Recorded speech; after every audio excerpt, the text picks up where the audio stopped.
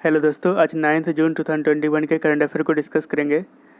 तो आज का पहला क्वेश्चन है, सुरक्षित हम सुरक्षित तुम अभियान निम्नलिखित में से किसने लॉन्च की? तो इसका answer option C, both A and B.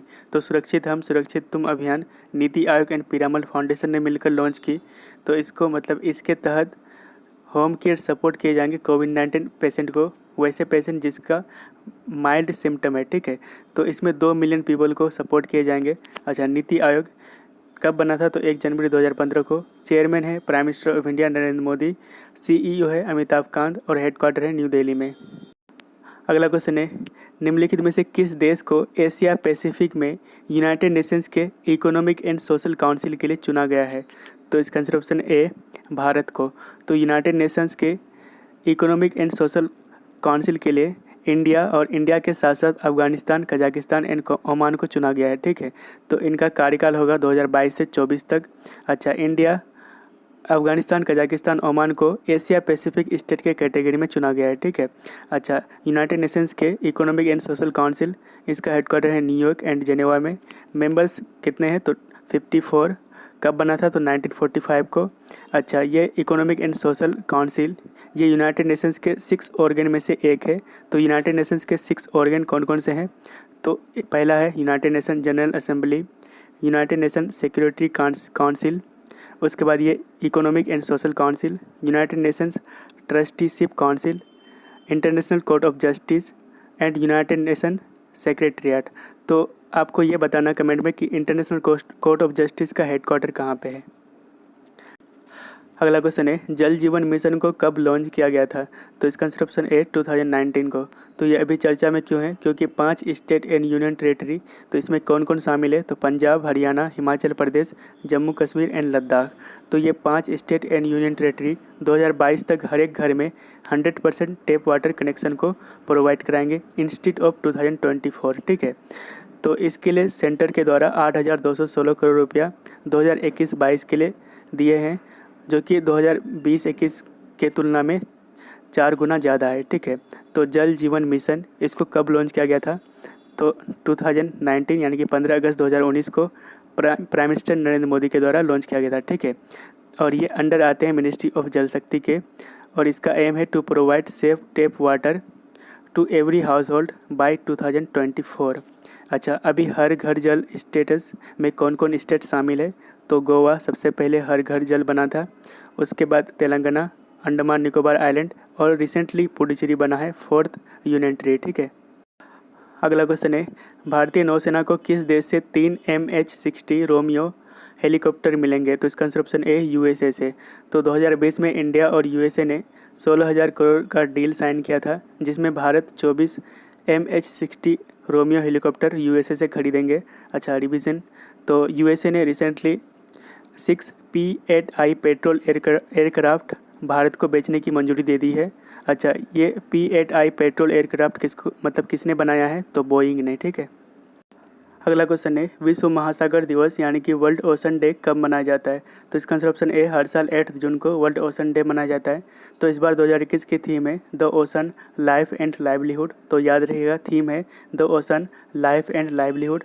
तो 1992 को फर्स्ट टाइम सजेस्टेड किया गया था during earth summit at Rio de Janeiro, ताकि इस दिन को मनाया जाए। ठीक है, लेकिन इसको डिक्लेयर किया गया था यूनाइटेड नेशंस जनरल असेंबली के द्वारा इन 2008 को।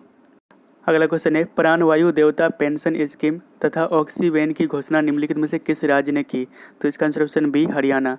तो रिसेंटली हरियाणा के सीएम मनोहर लाल खट्टर ने इसकी अनाउंसमेंट की है। तो प्राणवायु देवता पेंशन स्कीम यानी कि PVDPS, तो इस स्कीम के तहत वैसे पेड़ जिसकी उम्र 75 ईयर से ज़्यादा है, तो उसकी देखभाल लोकल पीपल के द्वारा किया जाएगा, और इसके लिए हर एक पेड़ के लिए 25 रुपया दिए जाएंगे as a pension amount per year. ठीक है। अच्छा, ये पेंशन अमाउंट दिए जाएंगे विलेज पंचायत को। अच्छा, ऑक्सीवेन, तो इस स्कीम के तहत ज़मीन के टुकड़ों को आइडेंटिफाई करके उसमें 3 करोड़ ट्रीज लगाए जाएंगे। अच्छा, ऑक्सीवेन ये पूरे हरियाणा के 8 लाख हेक्टेयर क्षेत्र में 10% को कवर करेंगे। अगला क्वेश्चन है, आई फैमिलिया निम्नलिखित में से किसने लॉन्च की है? तो इसका आंसर ऑप्शन सी, इंटरपोल। तो आई फैमिलिया ये मिसिंग पर्सन को आइडेंटिफाई करने में हेल्प करेगा यूजिंग फैमिली DNA। ठीक है। अच्छा, ये पुलिस को सॉल्व को केस करने के लिए हेल्प करेगा, ठीक है। तो इंटरपोल, ये इंटरनेशनल क्रिमिनल पुलिस ऑर्गेनाइजेशन, ये दुनिया का सबसे बड़ा पुलिस ऑर्गेनाइजेशन है। इसमें टोटल मेंबरशिप है 194 और इसमें इंडिया भी शामिल है, ठीक है। तो ये कब बना था, तो 1993 को। हेडक्वार्टर है फ्रांस में।